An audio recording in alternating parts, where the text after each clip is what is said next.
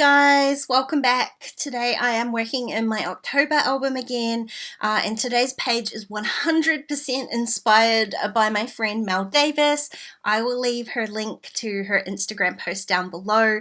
She made this gorgeous little layered page in her October album. She's using a Life Crafted album, and she tucked all sorts of pretty photos and bits and pieces into it, and I thought that that would be perfect to use in my album here to document all the fun movies and TV programs that I've been watching in October. Now I want to make mine a double page spread here because I have got quite a few, and I'll be honest, I think I've even printed my photos out too large for the size that my little album is, but I'm just going to stack them up and make it work. So the first thing I want to do here is I'm going to trim down 3 pieces of paper, and I did need 12 by 12 papers for this because I want to do a double page spread so that it looks like it works across the whole spread. I didn't want any joins in the paper. So I'm going to trim down 3 pattern papers, and I'm using all papers from the Hey Pumpkin 12 by 12 paper pad, and I'm going to trim those down to 4 1/4 by 10 inches long. So that covers me 2 full pages in this album without page protectors. Now I am going to end up tearing these papers, so I'm not going to use the full amount. It was just easier for me to be able to start off with these bases kind of all the same size so I could work out which layers I wanted to put where, which you can see here. So I'm starting with the darkest one at the bottom, and I'm going to tear from the back forward so that I end up with this lovely little white torn line across it. Then I'm going to line that up with the bottom of my second layer so that I can make sure that the piece that I'm tearing off that is enough sticking out from the bottom so it's going to be seen. And then my third layer is going to be the full sheet at the back. Now before I go ahead and stitch all of this together, what I want to do is just loosely adhere my middle flap to the base, and I'm going to add a row of stitching along, not quite the bottom, about 1 inch up from the bottom, and this row of stitching is going to end up being hidden behind my bottom layer.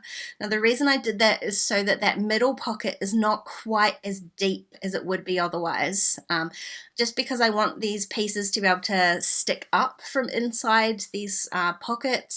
So I just added that row of stitching so that the pocket is not as deep. Now at this point I did trim that 10-inch piece in half, and then I'm going to take both of these sides over to my sewing machine and stitch around all 4 sides. So that adheres my bottom pocket down, but it also just adds a little bit of texture, adding that stitching all the way around. Then I can go ahead and just make sure that I'm punching the holes on the right side, and you can see here I've managed that nicely. And when I slip my little photos in, although like I said they could have been littler, you can see all the different layers in there, and I've got 5 photos so far, but I will be adding to it hopefully throughout the month, and when I print out the next lot of photos I am going to make them much smaller. Now the other thing that I'm going to add into this spread is a little insert in the middle here, purely for the fact that Chris from Humble and Create released a Halloween collection called Trick or Treat Yourself, and it had this amazingly gorgeous little vintage TV in there. I had to grab it and knew it was going to work perfectly with this page, so I have cut that out of black cardstock on my silhouette machine. I've actually cut it twice, and I played around with having the insert on some sort of black polka dot vellum, but I really wanted to be able to see through it. So in the end, I trimmed down a piece of acetate, so it's 5 inches by 4 1/4, and I'm going to adhere my first little TV onto the front of that. Now the reason that I cut 2 of these little TVs is that when you flip this over you can see the adhesive through the back of the acetate. So to cover that up, I'm literally just going to glue a second one directly on top of that.